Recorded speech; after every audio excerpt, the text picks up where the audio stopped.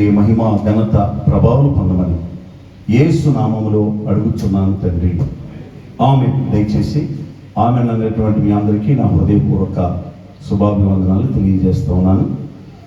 మరి ఈ యొక్క డివైన్ చర్చి ఈ విధంగా కన్స్ట్రక్ట్ అవడానికి మరి ప్రసన్న కుమారి గారు, అదేవిధంగా నవ్య తేజ వీళ్ళెంతో ప్రార్థన చేశారు, మోకాళ్ళ ప్రార్థన. మనం ఈ విధంగా దేవుని వాక్యం వినడానికి వారు బ్యాక్గ్రౌండ్ ఎంతో కష్టపడ్డారు, ప్రార్థన చేశారు, దేవుణ్ణి అడిగారు, గోజాడారు. మోకాళ్ళ ప్రార్థనలో వాళ్ళు అనేక గంటలు కనిపెట్టారు. అదేవిధంగా వారితో పాటు సంఘ బిడ్డలు ఎంతో ప్రేమ కలిగిన వారు కూడా ఎంతో ప్రార్థన చేశారు డివైన్ చర్చ్ విషయం. దేవుడు అద్భుతంగా మరి ఈ విధంగా చేయడానికి కారణం ఏంటంటే, దేవుని పనిలో మన పాత్ర ఏంటి? ఈరోజు మనందరం వస్తున్నాం, వింటున్నాం, వెళ్ళిపోతున్నాం. అసలు మన పాత్ర ఏంటి? దేవుడు 3 విషయాలు చెప్పాడు. 1, రాయిని మీరు తీసివేయండి, లాజరును నేను లేపుతాను. 1, మన పని రాయిని తీయాలి. ఇందాక పాస్టర్ గారు చెప్పారు, మరి మనం మందిరానికి వచ్చినప్పుడు దేవుని వాక్యం వింటున్నప్పుడు మన హృదయంలో దేవునికి వ్యతిరేకమైన రాళ్ళు ఏమున్నాయో అవి తీసివేసుకోవాలి.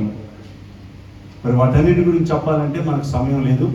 దేవుని చిత్తమైతే మరొకసారి మనం మాట్లాడుకుందాం. ఆ రాళ్ళు మనం తీసివేస్తే దేవుడు ఏం చేస్తాడు తెలుసా? లాజరును లేపినట్టుగా మనలను లేవనెత్తుతాడు. ఆమేన్, హల్లెలూయా.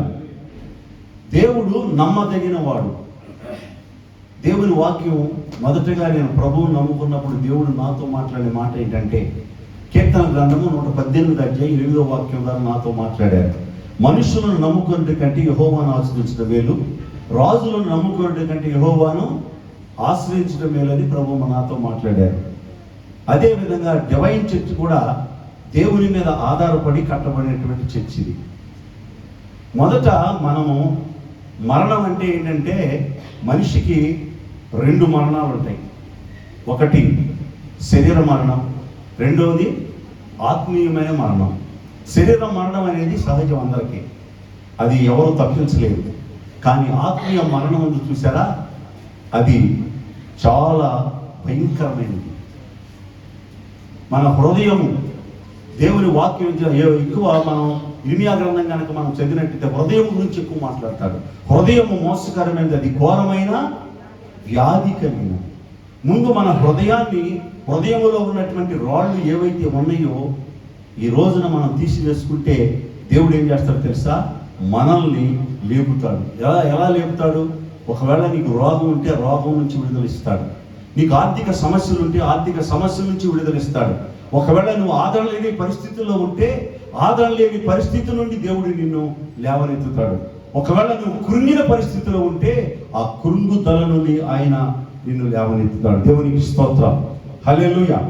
2వది, వలలు మీరు వేయండి, చేపలను నేను తీసుకొస్తా. దేవునికి స్తోత్రం.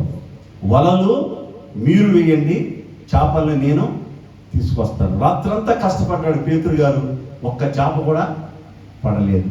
కానీ దేవుడి మాట విన్నాడు, విస్తారమైన చేపల్ని పట్టాడు. ఈ రోజున ఇక్కడికి వచ్చినటువంటి ప్రతి ఒక్కరు కూడా ఒక సేవకులే కాదు, మీరు కూడా గొప్ప సేవకులు. ఎందుకో తెలుసా?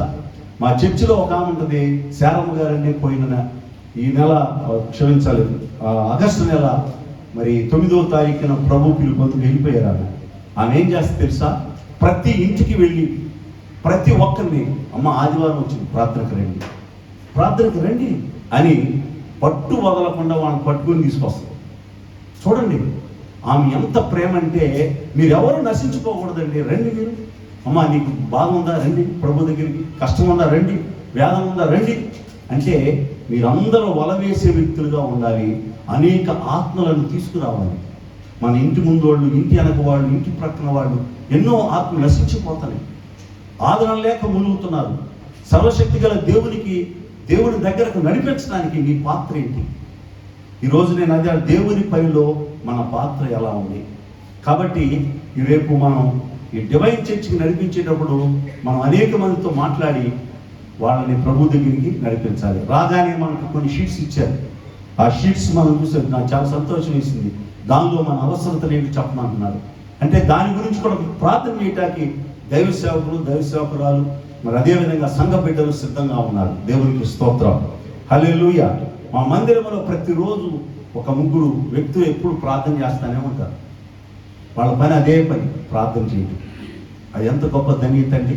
పాస్టర్ గారు అదే చెప్పారు కదా, ప్రార్థన మన కుటుంబంలో ఉండవలసినటువంటి శ్రేష్టమైనటువంటి ఒక ఉన్నతమైన క్రియ ఏంటంటే ప్రార్థన.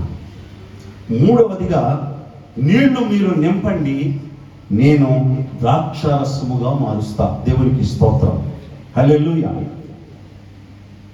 ఫస్ట్ పెండ్లి విందుకు దేవుడు పిలువబడ్డాడు. అది ఏ విందు? కనాను అనే ప్రాంతానికి వెళ్ళారు. ఆ విందులో వెళ్ళినప్పుడు ప్రభు అన్నాడు, మీరు నింపడం నీడతో అన్నారు. నింపగానే ఆ నీళ్లు మధురంగా మారిపోయింది. దేవునికి స్తోత్రం, హల్లెలూయా. దేవుడు నీ జీవితాన్ని మధురంగా మారుస్తాడు, నీ బ్రతుకును మధురంగా మారుస్తాడు, నీ కుటుంబాన్ని మధురంగా మారుస్తాడు, నీ యొక్క ప్రవర్తన, నీ యొక్క పరిస్థితుల్ని మధురంగా మారుస్తాడు. దేవునికి స్తోత్రం, హల్లెలూయా. ఎప్పుడు అంటే మన రాళ్ళు, మన హృదయంలో రాళ్లను మనం తీసివేసుకున్నప్పుడు. దేవునికి స్తోత్రం, హల్లెలూయా. మనం మంచం కొనగలం, పరుపు కొనగలం, కానీ నిద్రను కొనలేము. ఎంతోమంది నిద్ర మాత్రం మిగులుతున్నారు, నిద్ర రావట్లేదు. వయసు పైబడిన కొద్దిగా నిద్ర టైం తగ్గుతూ ఉంటుంది. కానీ దేవుని సన్నిధిలో నువ్వు ప్రార్థన చేస్తే దేవుడు నీకు మంచి నిద్ర. 4 రకాల నిద్రలో ఉన్నాయి. ఇవన్నీ నేను చెప్పడం తెలియదు, కుదరదు. కానీ 2 నిమిషాలు చెప్పి